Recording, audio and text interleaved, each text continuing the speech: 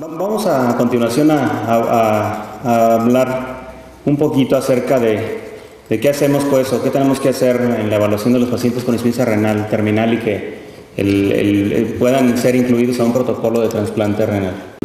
Cuando vemos los pacientes, los candidatos a protocolo de trasplante, nos enfrentamos pues con muchas dudas y vemos pacientes donde no existe precisamente ninguna objeción o alguna contraindicación para realizar el trasplante, pero en algunas ocasiones nos encontramos con pacientes que son de muy alto riesgo, ¿sí? Aquellos que tienen disfunción ventricular, aquellos que tienen cardiopatía isquémica, y es ahí donde tenemos dificultades para definir qué es lo que vamos a hacer.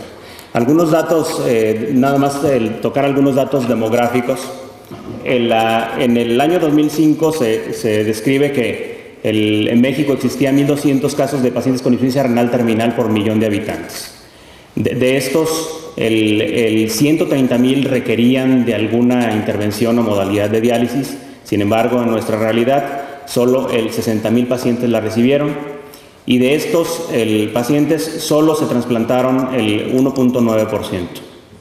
En el año 2010 se reportó un total de 2.284 trasplantes de riñón, de los cuales desafortunadamente solo 478 son de donador cadavérico. Entonces solo cerca de una tercera parte es de donador cadavérico, contrario pues a lo que se ve en el mundo, donde predomina la donación de cadáver y no la de familiar o vivo relacionado.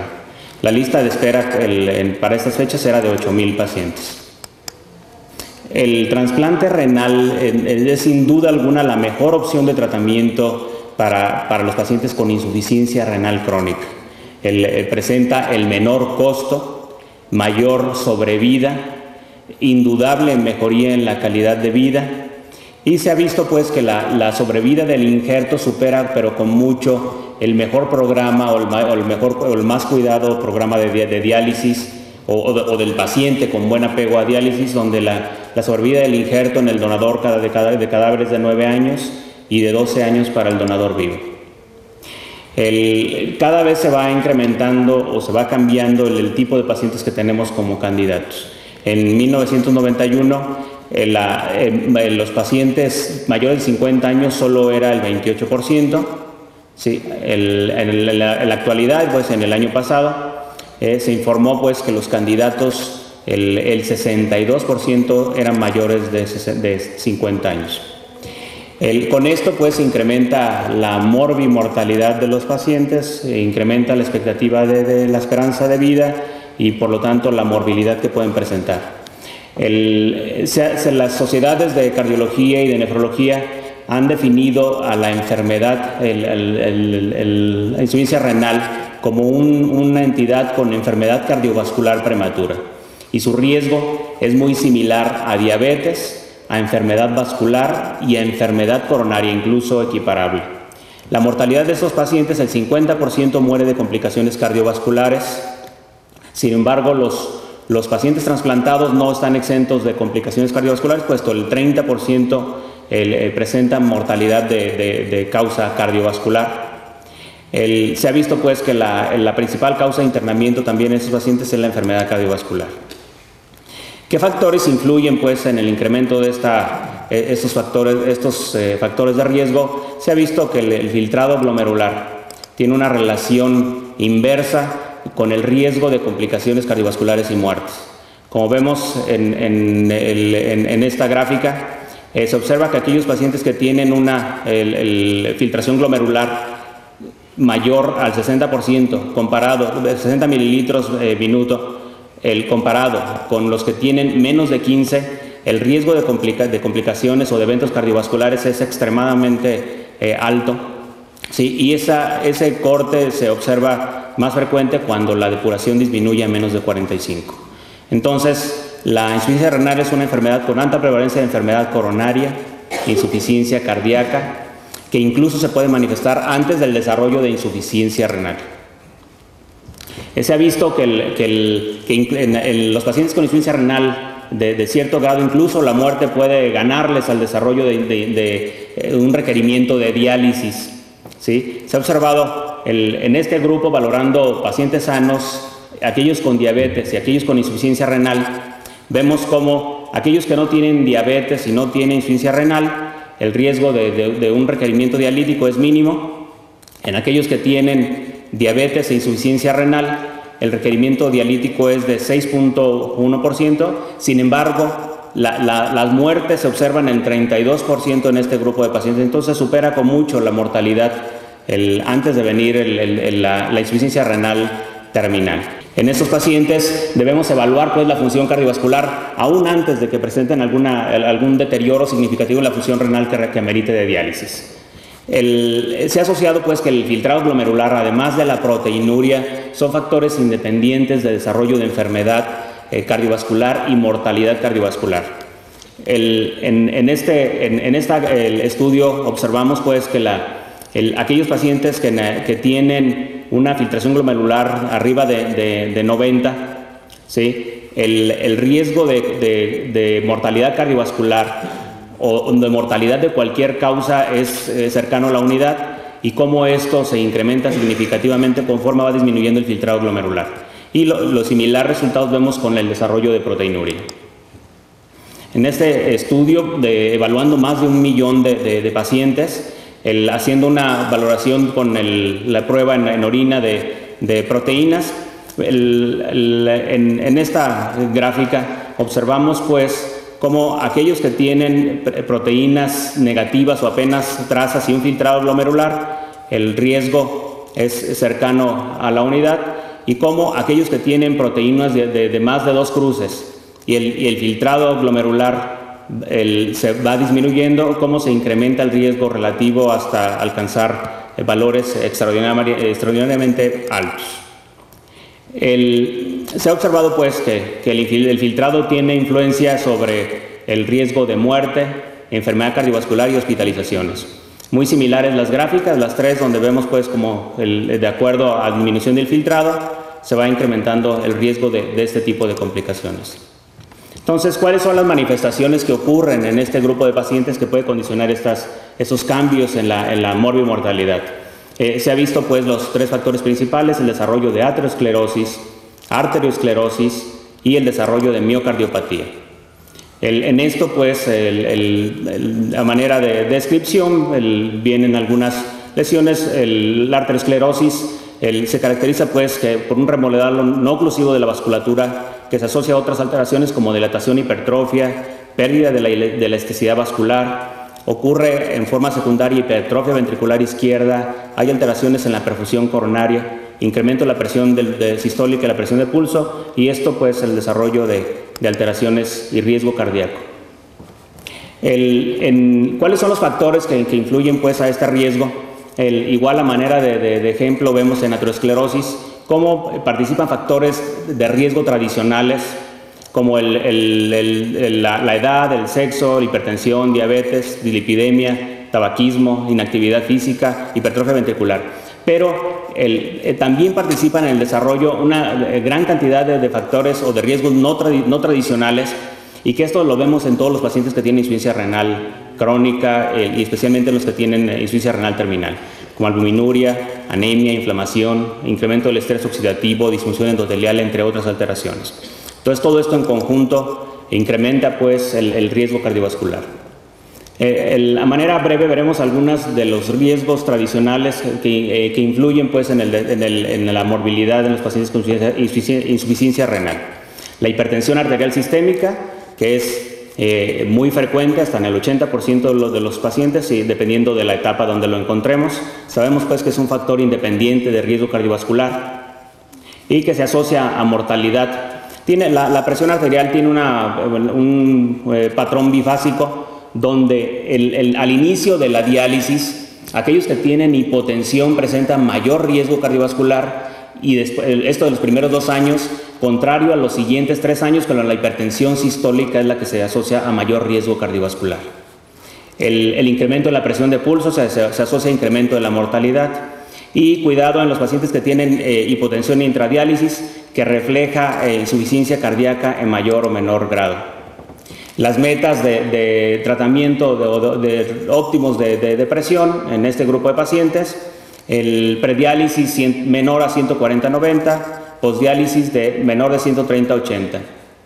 El tratamiento con los bloqueadores de inhibidores de angiotensina y bloqueadores de receptores deben de ser pues los ideales, pues, especialmente cuando presentan proteinuria. La dislipidemia, hay un patrón frecuente, digo no característico, pero sí frecuente en pacientes con insuficiencia renal en hemodiálisis. Es HDL bajo, LDL normal o bajo, triglicéridos, lipoproteína A, el LDL oxidado elevados. Se ha asociado pues que los pacientes con cifras de colesterol muy bajos puede ser un marcador de mortalidad, y esto se asocia pues a pacientes que se encuentran francamente desnutridos o incluso con inflamación. El contrario, los niveles altos es factor de riesgo en aquellos que tienen un estado nutricio adecuado. La dislipidemia, las metas de las cifras de colesterol es el LDL menor a 100, el no HDL menor de 130. O sea, estas metas están descritas en pacientes prediálisis. Hay dos estudios grandes controlados, el estudio 4D y Aurora. En el primero se utilizó atorvastatina, en el segundo rosuvastatina, y se observó que en pacientes con insuficiencia renal terminal disminuyeron significativamente las cifras de colesterol LDL, pero no mostraron efectos en mortalidad o eventos cardiovasculares mayores cuando se compararon con placebo. Por tanto, la recomendación a la fecha es, no existen pues alguna recomendación en los pacientes con insuficiencia renal terminal para las metas o para el tratamiento del colesterol anormal. La diabetes mellitus sabemos pues como causa principal de insuficiencia renal, como factor de riesgo independiente, enfermedad coronaria. Sabemos pues que el pronóstico y la evolución por lo general en los pacientes diabéticos es peor en aquellos que no tienen diabetes, y se recomienda pues en este grupo de pacientes igual en etapas 1 a 4 el tratamiento con inhibidores de IECA o bloqueadores de receptores de angiotensina, usualmente en combinación con un diurético para tratamiento de la hipertensión, o el uso en pacientes con micro o macroalbuminuria, igual que deben ser tratados con este grupo de fármacos cuando están normotensos. La meta de colesterol aún en ausencia de enfermedad coronaria es igual en las etapas 1 a 4, es el colesterol LDL menos de 70 miligramos por decilitro. La hipertrofia es un factor, pues ya vimos, de riesgo de eventos cardiovasculares, y está frecuente, se encuentra presente en la mayoría de los pacientes, hasta en el 85% de los casos. Para el estudio de la hipertensión, de la hipertrofia, la modalidad que existe disponible, pues que tenemos disponible a la fecha, es básicamente el ecocardiograma, y se recomienda que se realice el primer estudio cuando el paciente ha logrado su peso seco al inicio de las diálisis. Esto ideal entre el primero y 3 meses del tratamiento. Otros estudios que han mostrado gran certeza en el estudio de la hipertrofia, como la resonancia, la mayoría de las veces están contraindicados por cuando la depuración es menor a 30 mililitros. La enfermedad coronaria, sabemos pues que es muy frecuente, hasta en el 40% de los pacientes que están en diálisis, ¿sí? Y que puede estar presente aún pues en aquellos que no han llegado a criterios de diálisis. No se recomienda el que se realicen estudios rutinarios en los pacientes que son asintomáticos o bien que no se encuentran en un protocolo de trasplante. Los estudios para evaluar la enfermedad coronaria, la prueba de esfuerzo en banda es limitada por la poca sensibilidad y la poca especificidad. Además, la mayoría de las veces no desarrollan un esfuerzo físico adecuado, o la frecuencia cardíaca es insuficiente. Los estudios recomendados para la evaluación de la cardiopatía isquémica es el estudio de perfusión miocárdica y el ecocardiograma con dobutamina hasta el momento en los lineamientos actuales. La insuficiencia cardíaca puede ser tanto sistólica o diastólica. Está presente en grados variables en prácticamente en el 25% de los pacientes con hemodiálisis, algunos hasta en mayor número. Y los estudios ideales igual a evaluar: el ecocardiograma, la radiografía de tórax, útil para valorar la congestión, Algunos marcadores como el BNP y ProBNP no siempre no son útiles, puesto que la eliminación es renal y por lo tanto pues pueden estar falseados aún en ausencia de falla cardíaca. El ecocardiograma, además de valorar la función sistólica y diastólica, fracción de expulsión o valores ya conocidos, se ha visto que hay algunos parámetros que incluso pueden predecir falla subclínica, aún en ausencia de disfunción ventricular, y que también son útiles en el pronóstico y la evaluación pues temprana de la enfermedad. Este paciente tiene insuficiencia renal, está en protocolo de trasplante y la fracción de expulsión es de 52%. Sin embargo, el estudio de la valoración de la función sistólica con deformación miocárdica con las nuevas técnicas de ecocardiografía se observa, este es un paciente normal. Los valores son arriba de -18, -20, y vemos en este paciente los valores francamente anormales prácticamente en todo el miocardio, con un valor promedio de -8. Se describe pues como un indicador de disfunción sistólica subclínica. La enfermedad valvular, que también es frecuente, afortunadamente no siempre severa. Habitualmente calcificación del anillo mitral y aórtico y calcificación de las valvas de la mitral. La calcificación mitral se encuentra en 30-50% de los pacientes con diálisis y está ligada pues a un metabolismo mineral alterado. ¿Sí? Las alteraciones que podemos encontrar es desde simplemente engrosamiento hasta falla valvular significativa, que requiere cirugía o que puede condicionar arritmias, embolismo o incluso predisponer a endocarditis. La calcificación de la aorta también es frecuente, hasta en el 50%, severa afortunadamente en menor grado, y se ha dicho pues que este tipo de pacientes presentan una degeneración acelerada, e incluso en algunos casos cuando tienen estenosis aórtica asintomática, el valor de severidad pudiera ser una indicación de cirugía, puesto que la progresión de la severidad es mucho mayor, por lo general 2 a 3 veces mayor que un paciente normal. Para la evaluación pues, y la estratificación del riesgo, principalmente a los pacientes que van a ser sometidos a trasplante, ha habido una serie de lineamientos y conductas pues, muy variables, desde las muy radicales hasta las que no se hacen nada, ¿no? Algunos donde no hacen ningún marcador de isquemia, algunos donde se hace prácticamente coronariografía a todos los pacientes con insuficiencia renal. Con el paso del tiempo ha habido diferentes conductas. En el 2005, las sociedades de cardiología y de la sociedad de estudio del riñón, recomendaban pruebas de imagen de estrés cardíaco no invasivo, esto en pacientes con protocolo de trasplante renal, a todos los pacientes con diabetes, y se recomendaba repetirlas cada año, o bien a todos los pacientes con enfermedad coronaria, o bien aquellos que habían hecho una angioplastía, realizarlo cada 12 meses, aquellos que tenían una cirugía, realizarlo a los 3 años de la cirugía y después cada 12 meses. Si tenía factores de riesgo, es cada 2 años en el no diabético con alto riesgo que tenía más de 12 factores de riesgo, como enfermedad coronaria dudosa, disfunción sistólica, enfermedad vascular periférica. En el 2007 fue algunos cambios con las guías para valoración de cirugía no cardíaca y estimación de riesgo cardiovascular, y aquí solo se recomendaban los estudios de estrés cardíaco no invasivo en pacientes que tenían menos de 4 METs, obviamente no se recomendaban aquellos de más de 4 METs, y en aquellos que eran menos de 4 METs, incierto, que tenían factores de riesgo, idealmente más de 3 o posiblemente más de 2, y que tenían enfermedad coronaria, insuficiencia cardíaca, diabetes, insuficiencia renal o enfermedad cerebrovascular. Entonces eran las recomendaciones, y aquí el que caminaba en 2 calles, o sea, en realidad no se recomendaba el hacer ningún estudio de isquemia.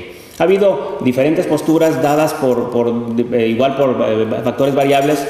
Algunos mencionan, algunos autores, que los estudios de imagen perdían la sensibilidad y la especificidad, puesto que un tercio de los pacientes con infartos en el perioperatorio ocurrían en lesiones no críticas. Esto por fenómenos protrombóticos, inestabilización de la placa o factores hemodinámicos que ocurrían en este grupo de pacientes. Entonces los estudios de imagen no alcanzaban a detectar este grupo de enfermos y por lo tanto no recomendaban el hacer algunos estudios de imagen. Se ha visto pues que el infarto miocárdico es más frecuente en enfermedad coronaria del tronco o enfermedad multivascular. Hubo algunos otros estudios que también ahí demeritaban pues el hacer algunos estudios de isquemia. En 2007 se hizo un estudio donde se describía pues que aquellos pacientes con angina estable que tenían el tratamiento médico óptimo comparados con angioplastía, no había beneficio con la angioplastía en eventos cardiovasculares mayores en pacientes cuando se comparaba con el tratamiento médico óptimo. Entonces, algunos autores pues cuestionaban si no había diferencia en angina estable, para qué se hacían estudios de imagen y para qué se revascularizaba.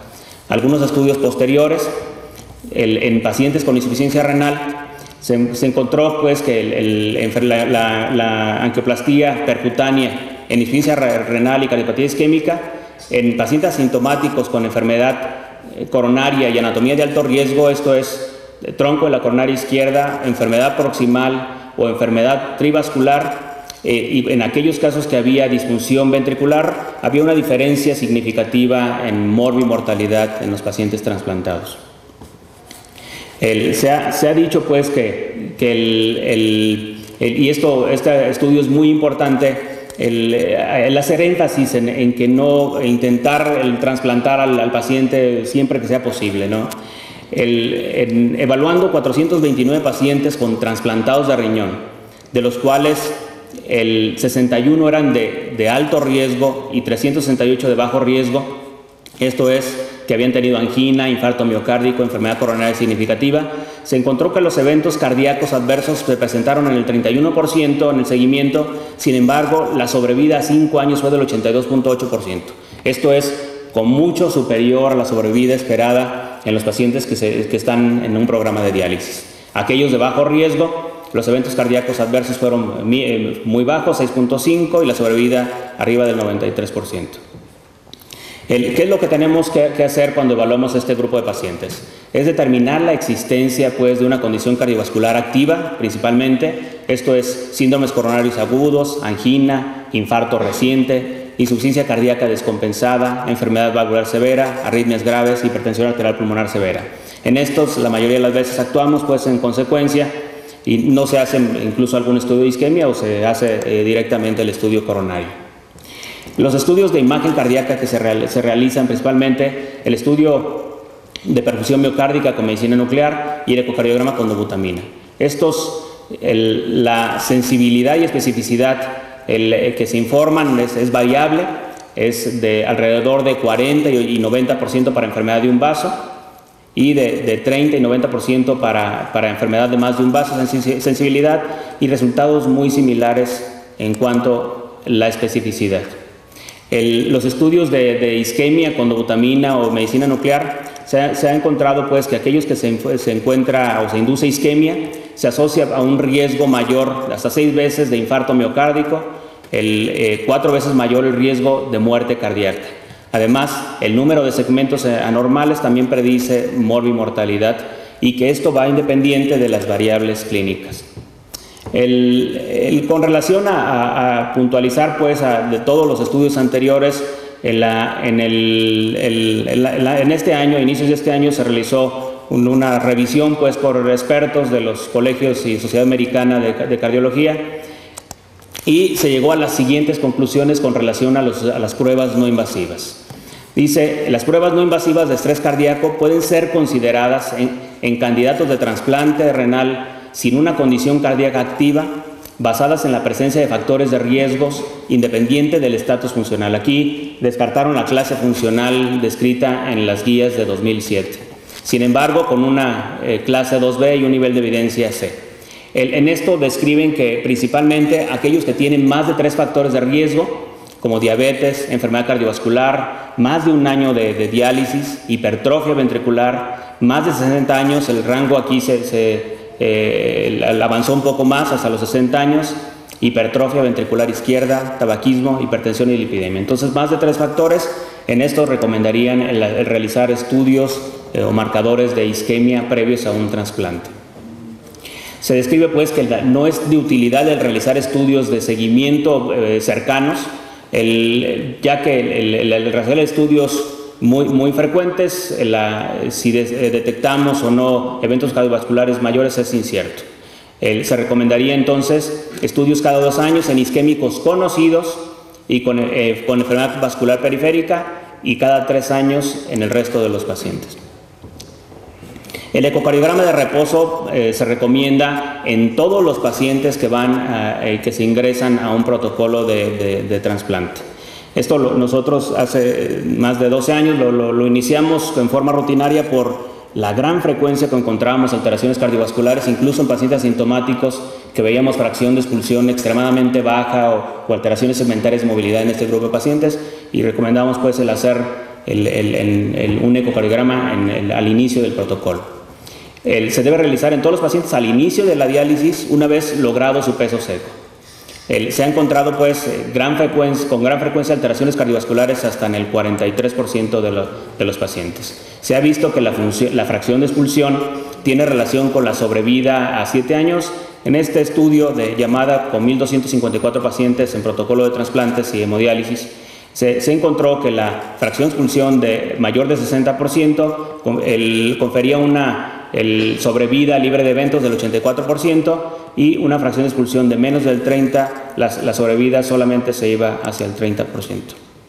Entonces, a manera de conclusiones, la insuficiencia renal está asociada a una alta mortalidad cardiovascular. El trasplante renal modifica la mortalidad aún en pacientes de alto riesgo. Esto es muy importante. La valoración clínica es esencial para la estratificación del riesgo, y de ahí partimos con los estudios de imagen. Los estudios de ecocardiografía de reposo y con estrés y los estudios de perfusión miocárdica son útiles para descartar y estratificar la enfermedad coronaria. Muchas gracias.